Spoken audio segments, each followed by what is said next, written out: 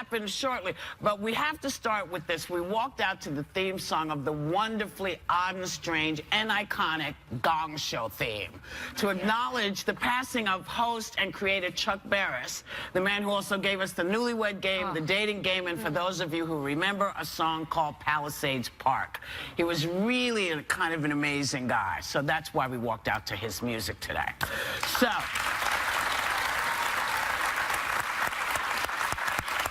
also, you know, we're going to be talking to Rachel Maddow as well when she comes out, but we want to start, we're going to start with the president's Supreme Court pick. Neil Gorsuch was grilled by the Senate Judiciary Committee yesterday, where he shut down Democrats who tried to nail down his position on issues like abortion and gun rights. He said it would be improper to comment on how he'd rule on any case that comes into his court. Now, his supporters hail him as an independent thinker, and so the question is, was this a good pick? Oh, I think it was a good pick because he's qualified for it.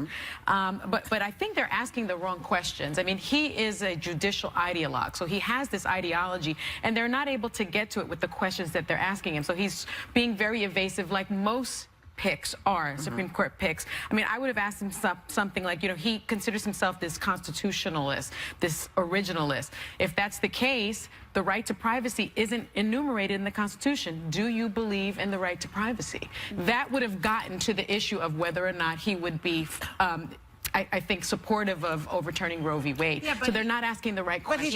But he did say on Roe v. Wade that he believes in precedents. And he says that that has been law for a long time, and it didn't sound like he would try to overturn it. It didn't sound like that, but I still don't think they asked him the right questions. I mean, they haven't. He's very good at being evasive, and most of these Supreme Court nominees are very good. Yeah, I kept waiting for him to get stuck because some of the questions that were coming in were, you know, trying to get him to pinpoint his position on this or that. And what I liked about it is that what I got from him is that his position and the way he feels about these things wasn't really important for this job in his perception. He said, I'm here to follow the law. The way I feel about something, it's how he's going to interpret the law, though. Right, that's true. That's why his ideology is important. But he wasn't alarming to me. He was balanced, he was measured, and I think coming from someone like Donald Trump, where you're always worried that he's going to sort of be doing this or that, or a little unhinged, frankly, in my opinion, this is a guy who's very balanced, measured, has a good comprehension of the law, and seems to know how to handle himself in these situations quite well, which I also was, go ahead. Well, I just like the part where, building off what everyone's saying here, when they asked him if he had to stand up to someone, and they said, are you talking about President Trump? He said, anyone is anyone, and that was very clear to me what he meant by that. Yeah. So, I mean, that was, to me, bold. And he was talking about the fact that, you know, President Trump has, I guess, criticized a lot of federal judges, and he finds it do that. Let me get to it. Yeah, go ahead. For a second, because I liked him. He's very handsome, isn't he? I just have to say that. I mean, he's too sexy for his role. Well, we're on really important things. But I did like a lot of what he said. I thought he was amiable. He almost looked like he was going to cry any minute. He was a little angry here and there. But, you know, I don't know the guy. Yeah. But this one case that he ruled on, that Al Franken took him up on, was about a guy, a truck driver, who got stuck because his brakes got stuck. Now the brakes are stuck and he's freezing. He's in sub-zero temperatures. The guy calls ahead, come and get me. 3 hours later, no one comes to get him. He's freezing to death, the guy. And he basically abandons the truck and goes home. Now, this judge ruled, he gets fired. This Judge Gorsuch ruled for the company that fired him rather than for him. He generally rules in favor of companies. Of corporations. But to me, that shows, like, yes, he's strict, blah, blah, blah, and maybe he'll be good on Roe v. Wade because there's precedent. On the other hand, there's something lacking in the guy who doesn't rule for a man who could freeze to death. And Al Franken, Senator Franken, said, from Minnesota, the great Al Franken, he said, you know, I've dealt in absurdities in my previous career, and this is absurd. Well, he's hiding behind the law because he's an ideologue. But there's something about that that shows you something that's not, the heart is missing. If you have a legal problem with the way he ruled on that legally, he said that the statute cited by the Department of Labor was not relevant. That was his justification. But if you have a legal problem saying, you know what, legally, this guy who was in this truck had his life in jeopardy. He claims that he was potentially going to suffer from hypothermia soon. That's a legal argument. argument, that I can respect and maybe take issue with him. But if your argument is that he doesn't have enough empathy, that I have a problem with, because I don't want the person So you sitting in agree that. with me? No, well, I think I agree with you that there may have been an issue there legally. Maybe I didn't agree with that decision he made from a legal front. But I don't care whether my Supreme Court justice is empathetic to this cause or that. I want them to look at the law, and I want them to be objective about the law, because otherwise you allow too much subjectivity of what you may be empathetic to, I may not be empathetic to. There's a problem with that. You have to. They have to have empathy, and here's why. If you have all guys, it is very hard to get them to understand why a woman's issue is important. Do you know what I mean? So you have to have some empathy. You have to be able to say, oh, okay, this will never be something I go through, but I understand this is something that's happening for you. And the other thing is, you know, the Supreme Court is there not for their personal beliefs, but to rule for us as a nation. And so I'm going to keep my fingers crossed that that's what he does. Because, you know, I was worried when Roberts went in. I was worried when other people have gone in. And I've been surprised by them coming in ways that I didn't think that they would. So I just, you know, there's nothing you can do to stop the fact that they're going to put him in. Yeah. Right. You know, Well, that's it. No, they're not going to. There's an argument about that. Well, They have the votes. if you can have the as votes. many arguments as you I have want, Sonny's as you've argument. seen. Yes, Sonny has many arguments about many things. I do. But the bottom line is, we have seen that they've put Betsy DeVos in, and she was not People that weren't qualified. We've qualified. seen that they've. Okay, I don't think this is going to be an issue for them. No. Now, you may think that somebody out of the blue is going to say, well, you know, we think it's my argument is with Schumer. Senator Schumer has said that because Trump is under investigation, that you should not put him in, because he may be in it. And I think that's a very valid argument, though. It's a very valid argument. It may be a very valid argument, but you are saying it to the people who are making the decisions. But that's the thing. It's like, you know, I'm sorry, But if they rule that President Trump is an Right. illegitimate president, that's then this guy is illegitimate too, according to that rule. That's the argument, because if he is illegitimate, he's under FBI investigation. Why not hold off the vote? They held off the other vote that President Trump. They held off that vote. So what your argument is, He's under investigation. He's under investigation, but you do realize that they use that very argument to sink Hillary Clinton. We are faced with a House, the Senate, everybody that is not voting anything that we're talking about. And I don't think until one of those people actually stands up and follows through and says, hey, you know, I don't like this thing you're doing. We'll see. You know when we'll know? We'll know when we find out who votes for this ridiculous health bill. Exactly, because you have a president who appointed, who nominated, you know, this fine jurist. However, he is under FBI criminal investigation. He made it's a very fair point, but we've been making these fair points for the last. Well, how long has does he been this investigation last? I feel like it's been in 5 years. 18 months. I think it's fair. We'll be right back.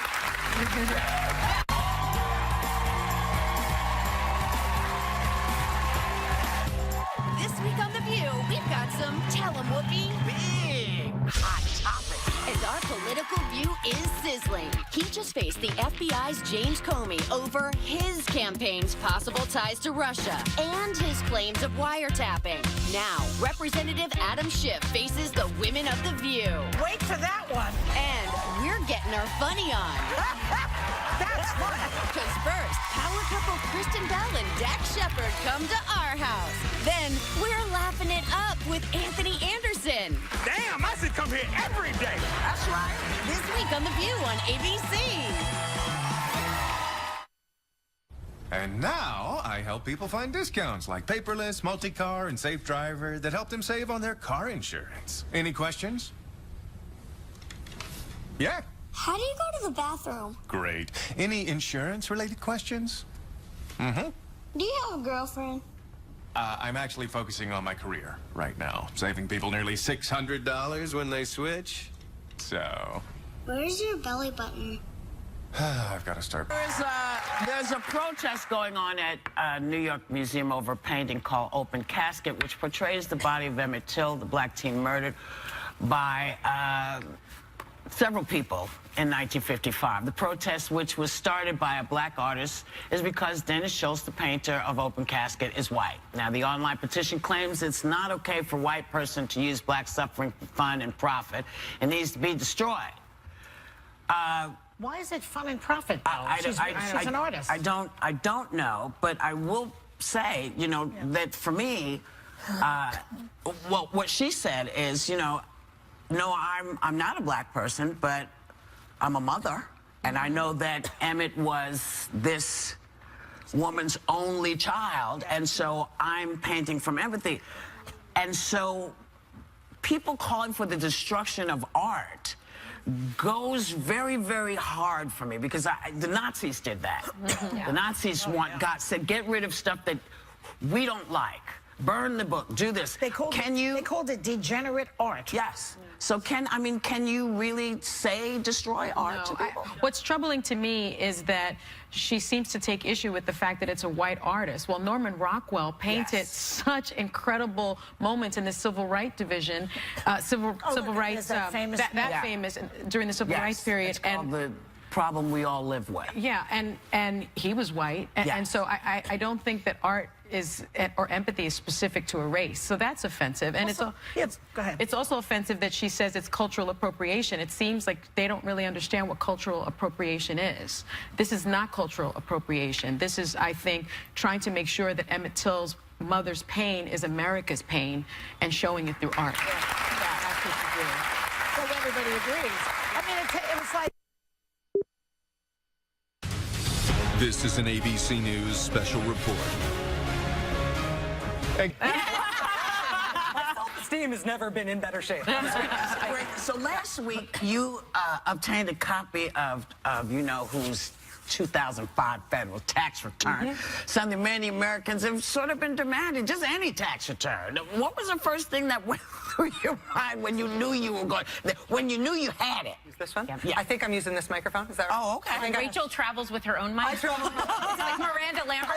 It's just to make me look important. I guess this one's not working. Oh, that's what's fine. Well, so honestly, the first thing I thought when we got this call, this reporter had obtained what he thought were these tax returns, my first thought was, don't get pranked. Like, could this be a forgery?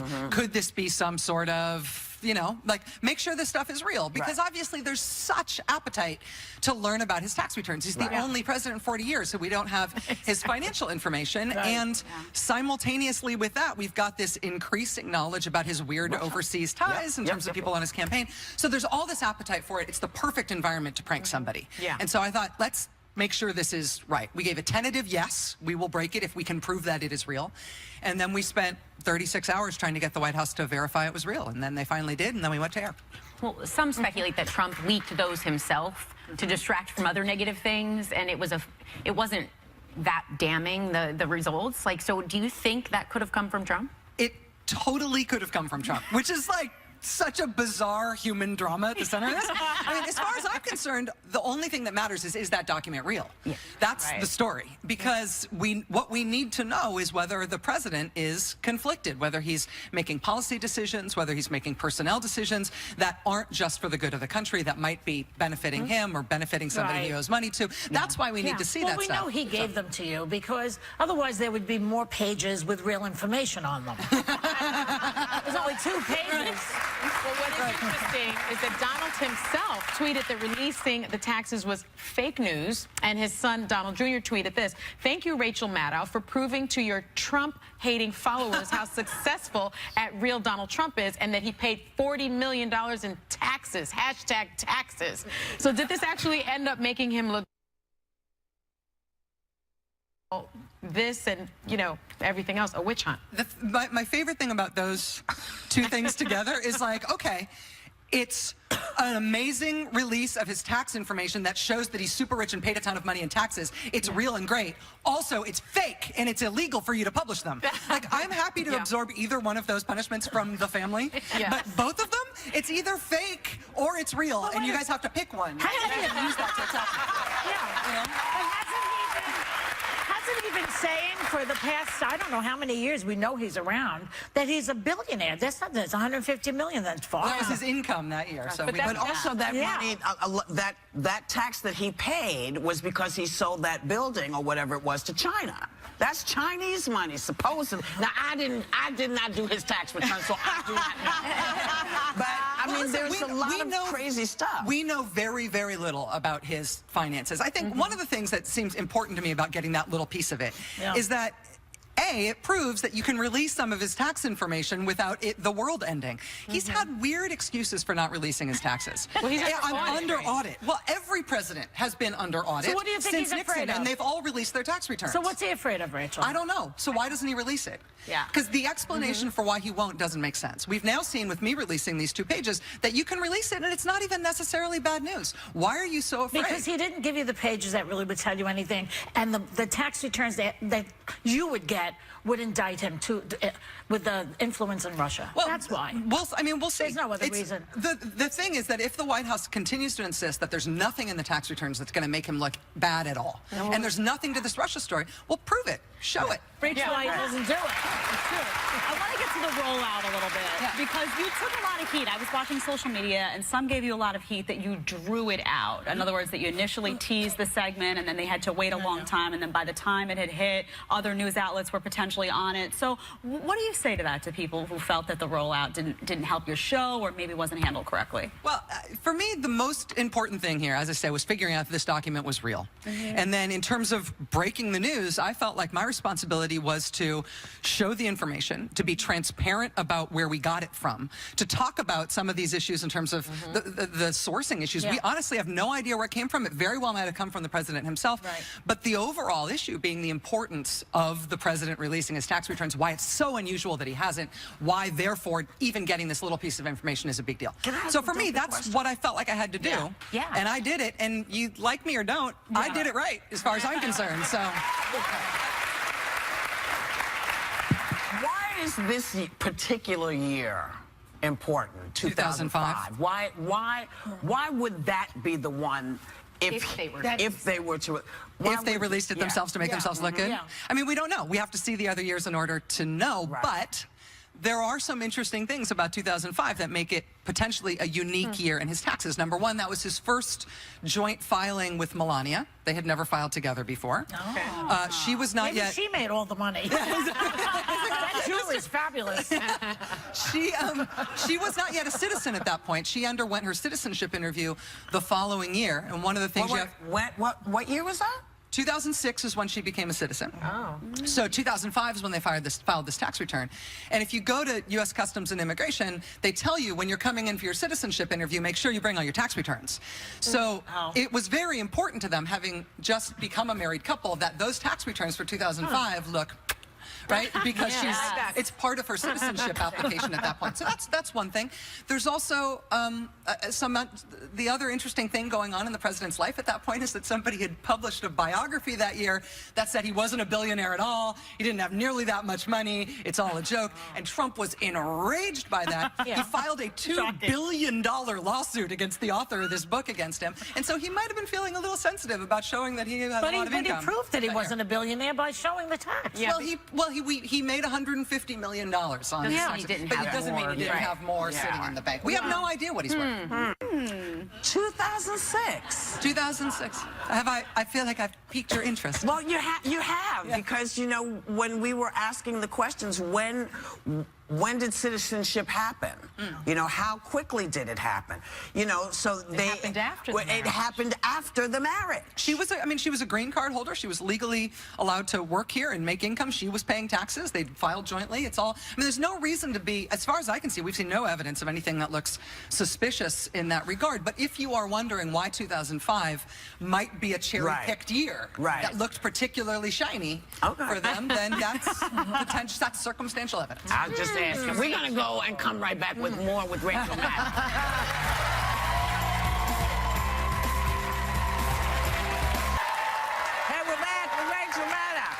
So James Comey told us earlier this week that the FBI is investigating Russians' involvement in the election. And this morning we're learning that Paul Manafort actually, surprise, Trump's former campaign manager, worked for Russia, for a Russian billionaire to help Putin. Yeah. Shocking. Well, you Tell us why this is a big deal. So this broke this morning, just around 9 o'clock Eastern. The AP broke this story. And the funny thing that's happening, you can watch the White House freaking out about it. They're like, Paul who? He played a very limited, we don't even have his number. He ran the campaign. Yeah. He got Donald Trump the Republican presidential nomination. And there's always been this weird question, well, where did this guy come from? Like, he's not like... Russia.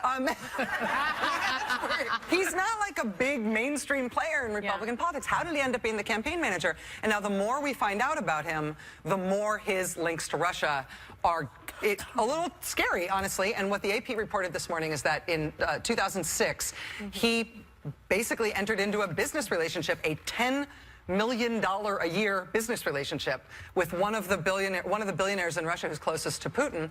And what he agreed to do was promote Putin's policies in the United States covertly, without registering as a foreign agent.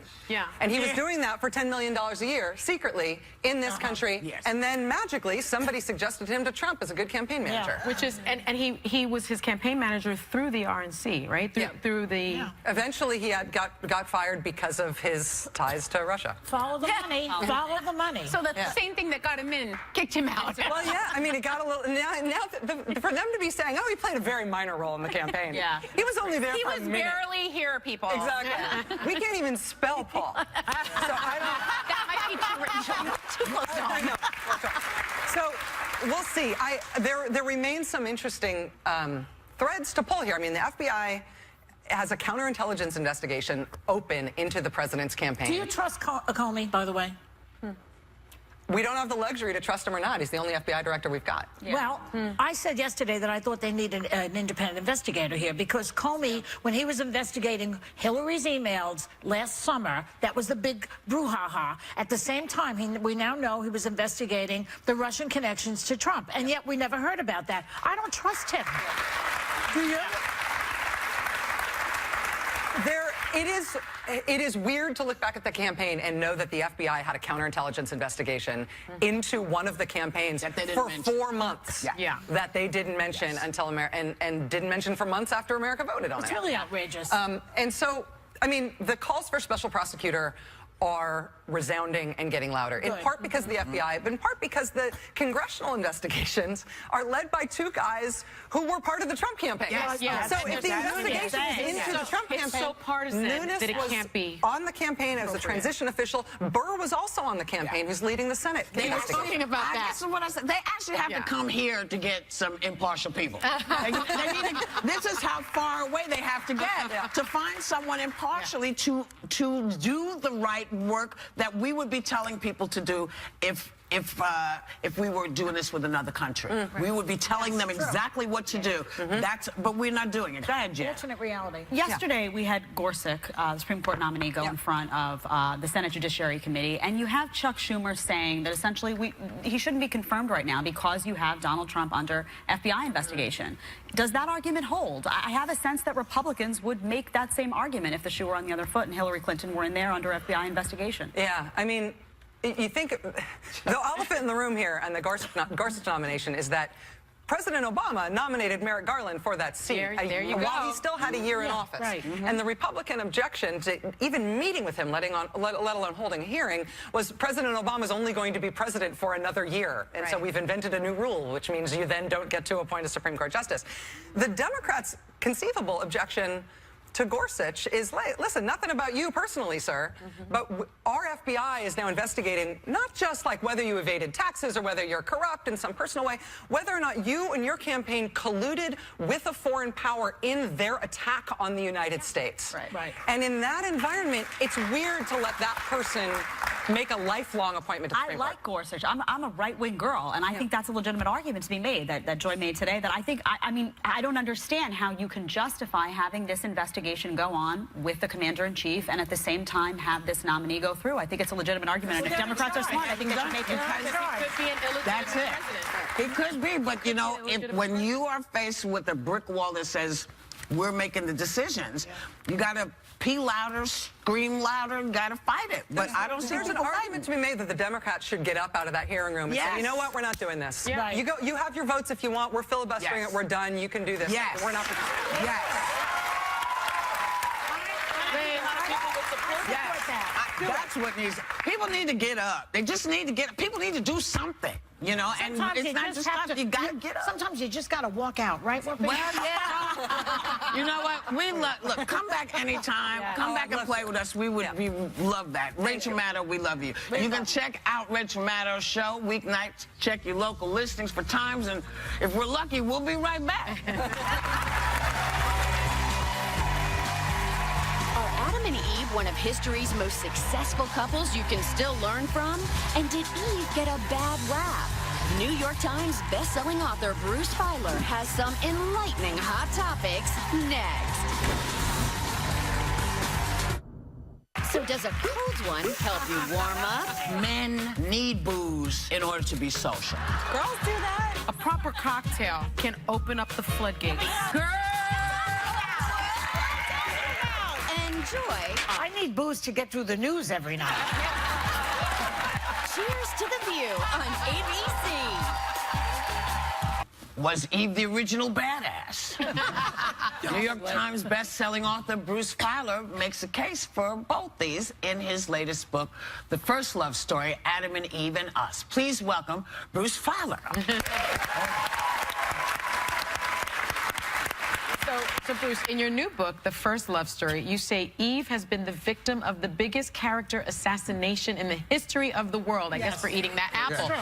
What do you mean by that? Well, first of all, it's a real honor to be here. Thank you very much. So I spend a lot of time around tables like this, okay? I have a working wife. I have adolescent twin daughters, and we talk about what everybody talks about, which is the changing way men and women relate to each other. And it's all about science and the new technology, but I keep thinking there must be something from the past that's worth preserving. So a few years ago, we're in the Sistine Chapel, and we look up, and my girls look at Adam and Eve on the ceiling, and I realize, oh my gosh, this story has been at the heart of every conversation about men, women, and sex for 3,000 years.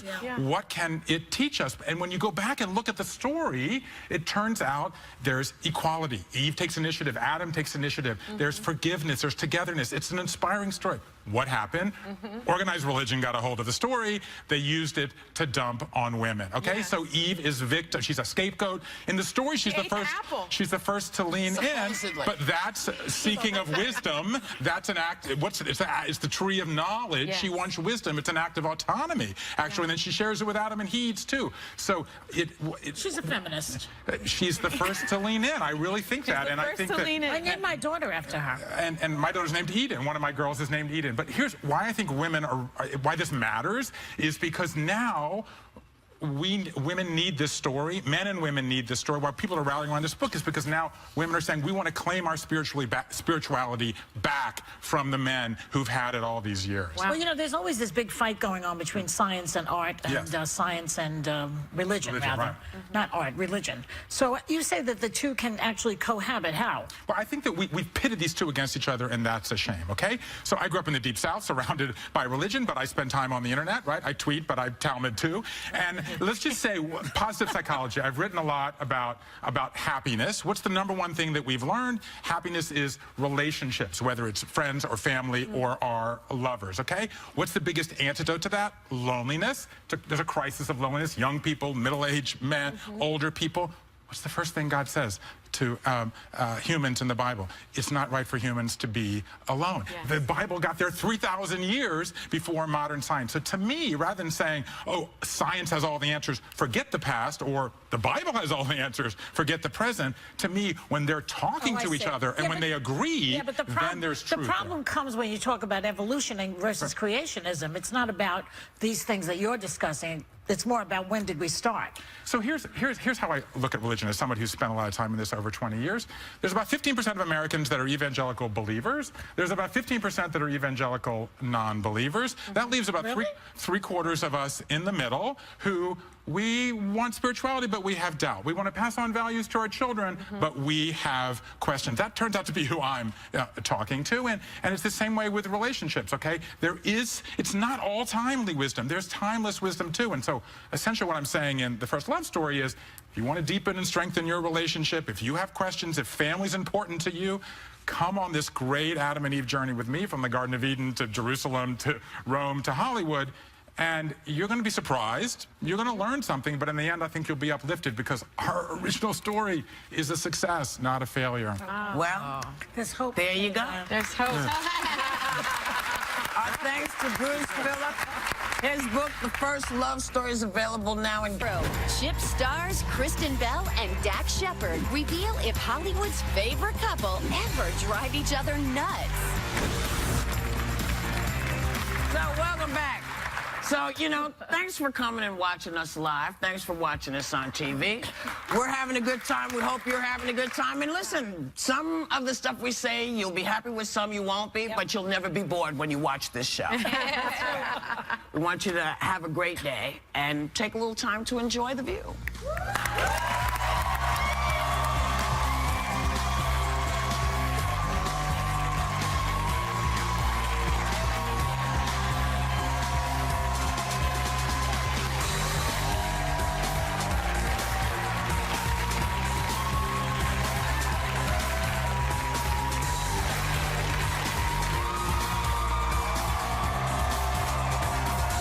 Every dollar matters at the Capitol. But did some money go missing at one state agency? You have to have an accounting for what happened to that cash. Thursday, Dennis Owens uncovers why bad bookkeeping is just Happen shortly, but we have to start with this. We walked out to the theme song of the wonderfully odd and strange and iconic Gong Show theme to acknowledge the passing of host and creator Chuck Barris, the man who also gave us the Newlywed Game, the dating game, and for those of you who remember, a song called Palisades Park. He was really a kind of an amazing guy, so that's why we walked out to his music today. So.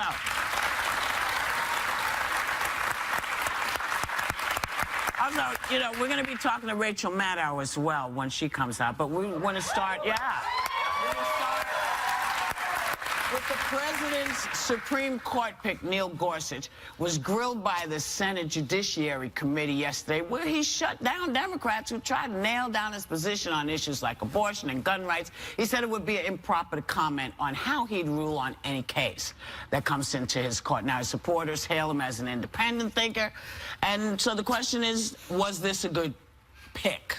Oh, I think it was a good pick because he's qualified for it.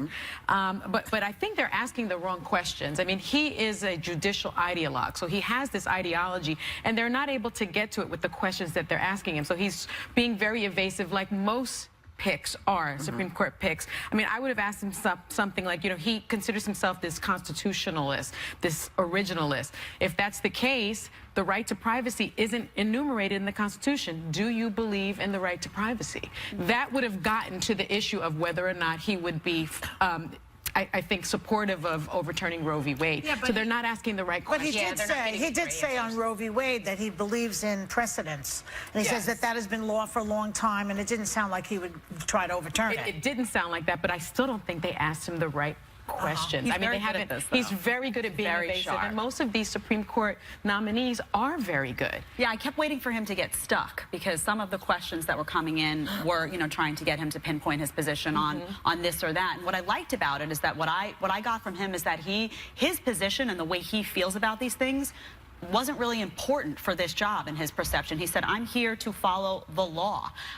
The way I feel about something, it's how he's going to interpret the law, though. Right, that's true. That's why his ideology is important. But he wasn't alarming to me. He was balanced, he was measured, and I think coming from someone like Donald Trump, where you're always worried that he's going to sort of be doing this or that, or a little unhinged, frankly, in my opinion, this is a guy who's very balanced, measured, has a good comprehension of the law, and seems to know how to handle himself in these situations quite well, which I also was, go ahead. Well, I just like the part where, building off what everyone's saying here, when they asked him if he had to stand up to someone, and they said, are you talking about President Trump? He said, anyone is anyone, and that was very clear to me what he meant by that. Yeah. So, I mean, that was to me, bold. And he was talking about the fact that, you know, President Trump has, I guess, criticized a lot of federal judges, and he finds it do that. Let me